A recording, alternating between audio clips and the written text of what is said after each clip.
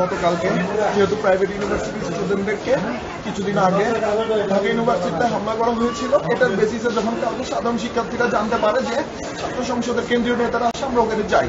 ওখানে গিয়ে আমাদের কথাগুলো আমরা তাদেরকে তুলে ধরি, তাদেরকে আমরা ওখান থেকে পরবর্তীতে সম্মানের সহিত তাদেরকে আমরা পাঠিয়ে দিই। এখন যেটা হয়, সার্জিস আলম সে গত 7 মাস ধরে আমাদের সাথে যোগাযোগ করেছে, সে আসতে চেয়েছে, প্রাইভেটের সহযোদ্ধাদের সাথে দেখা করতে পারে নাই। আজকে সে আমাদেরকে ইনভাইট করেছে, আমরা যেতে পারবো না।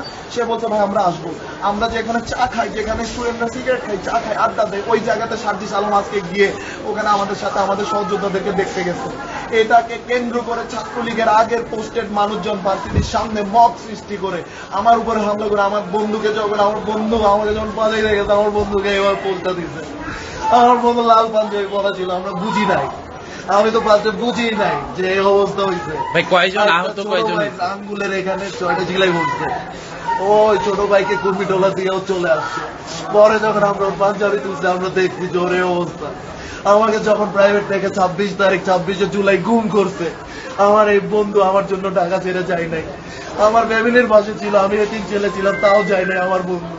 এর বিচার যদি না হয় আমরা এটা ছাড়বো না, এর বিচার হইতে হবে।